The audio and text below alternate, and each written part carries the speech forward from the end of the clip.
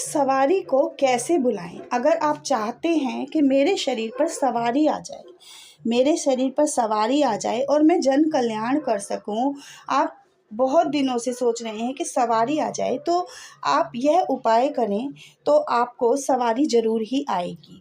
जय जय महाकाली मेरे चैनल पर आपका स्वागत है। तो कैसे हैं आप? मैं आशा करती हूँ आप सभी अच्छे होंगे, स्वस्थ होंगे। और अगर आपने अभी तक मेरे चैनल को लाइक और सब्सक्राइब नहीं किया है तो कृपा करके कर दीजिए, ताकि मैं माता काली के बारे में और अच्छी अच्छी जानकारियाँ आप तक पहुँचा सकूँ। मैं यही चाहती हूँ कि आप भक्ताई की लाइन में ज़्यादा से ज़्यादा आगे बढ़ें, और साधना अगर आप कर रहे हैं तो आप साधना में भी अच्छी तरह से और सक्षम हो जाएं। तो जय माँ काली, आज का टॉपिक है कि हम सवारी को कैसे बुलाएं और उसके क्या नियम होते हैं सवारी के। और पहली बात तो देखिए, आप सवारी चाहते क्यों हैं, सवारी है क्या? जब तक आप ये चीज़ें नहीं समझेंगे कि सवारी है क्या और सवारी को हम चाहते क्यों हैं, तो हम सवारी से हम करेंगे क्या, सवारी से हम क्या कार्य करेंगे, क्यों करेंगे। आपने देखा होगा कि आजकल यूट्यूब आप चला के देखिए, सवारी का जब जैसे ही आप सर्च करेंगे तो आप देखेंगे कि किसी की जीभ बाहर आ रही है, कोई ऐसे कर रहा है, कोई ऐसे कर रहा है, ये सवारी खेल रही है। तो हमारे दिमाग में एक बार जो सबसे पहला जो प्रश्न उठता है वह होता है कि क्या वाकई में ही सवारी आई है, क्या वाकई में ही माँ काली आई हैं, या कोई और देवता आया है, क्या देवता शरीर पर इस तरह से आ जाते हैं। तो ये सवारी है क्या, मैं आपको थोड़ा सा पहले ये समझाऊंगी कि सवारी होती क्या है। अगर आप ये समझ गए कि सवारी होती क्या है तो आपके ऊपर सवारी अवश्य ही आएगी। तो देखिए, सवारी क्या होती है। आप जैसे जैसे पूजा करते हैं, आप पूजा कर रहे हैं, सिद्धि कर रहे हैं, आपके पास आपका मंत्र जाप हो रहा है, आप सिद्धि प्राप्त कर रहे हैं, तो आपके पास क्या होगा, भगवान की थोड़ी थोड़ी ऊर्जा आनी शुरू हो जाएगी। ऊर्जा आ रही है, धीरे धीरे आ रही है। आपने मंत्र जाप किया, हवन किए, व्रत किए, और आपकी पूजा का जैसे जैसे लेवल बढ़ रहा है, बाय लेयर आपका, आप किसी मंदिर में जा रहे हैं, भगवान के दर्शन कर रहे हैं, नवरात्रों में कोई सिद्धि साधना कर रहे हैं, आप साधनाएं उठा रहे हैं, तो आपके पास ऊर्जाएं आ रही हैं। एकदम से नहीं आ रही हैं, थोड़ी थोड़ी करके आ रही हैं। और वह जो ऊर्जाएं हैं, वह सिद्धि जो है वह आपके शरीर में एक जगह अपना स्थान बनाना शुरू कर देती है। जैसे तिल तिल करके एक दिन, जैसे कहते हैं ना, दिन घट रहा है, दिन बढ़ रहा है।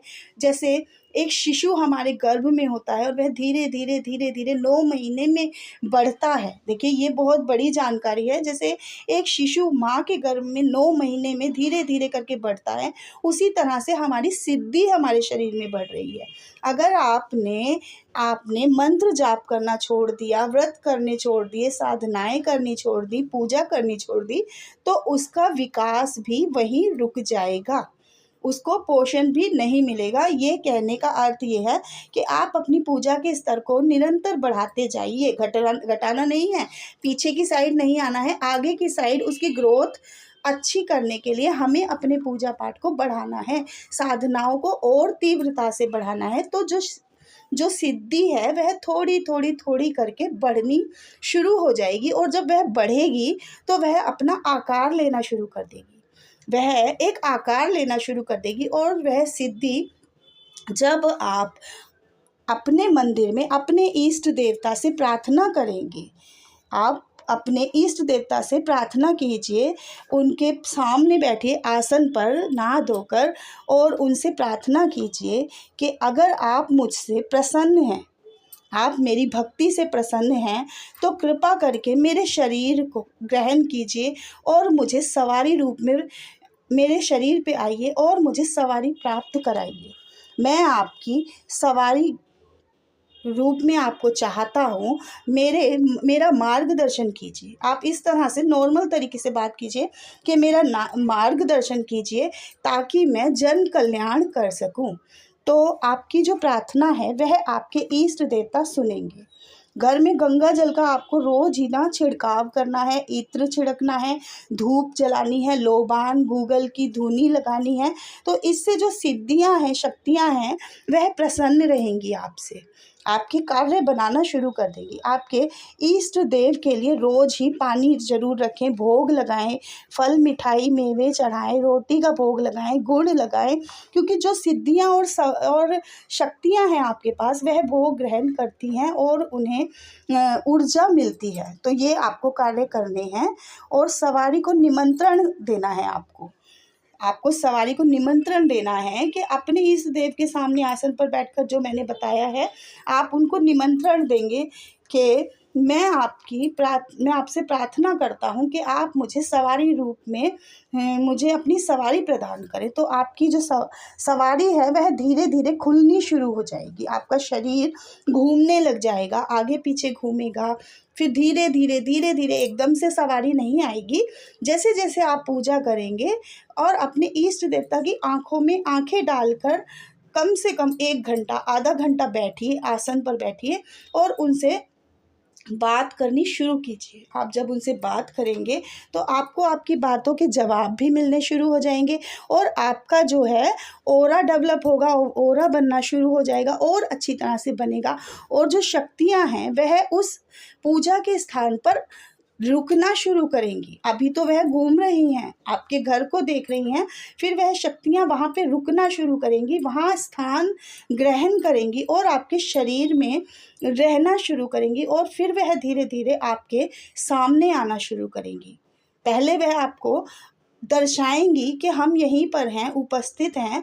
आपको क्या करना है, आप म्यूज़िक चलाइए, आप गाने चलाइए, भजन चलाइए, माता काली के भजन चलाइए और आपका जो शरीर है वह उसमें तरंगे आनी शुरू होंगी। आप देखेंगे कि आप माता काली के जब भजन चलाते हैं तो आपके जो शरीर में तरंगे आनी शुरू हो जाती हैं। मैं ये नहीं कह रही हूँ कि माता काली स्वयं आपके शरीर में आ जाएंगी, उनकी तरंगे आएंगी और जो सवारी है, जो आपकी सिद्धि है, वही आपके सामने आएगी, वही आपकी मदद करेगी। वही सवारी होती है, जो सिद्धि होती है, जो योगिनियाँ होती हैं माँ की, वह भी माता की ही तरह होती हैं। उनमें ही भी उतनी ही शक्ति होती है जितनी माता में होती है, वह भी माता के अंश होते हैं। तो आपके पास थोड़े थोड़े अंश आने शुरू होते हैं, उससे एक आकार बनता है।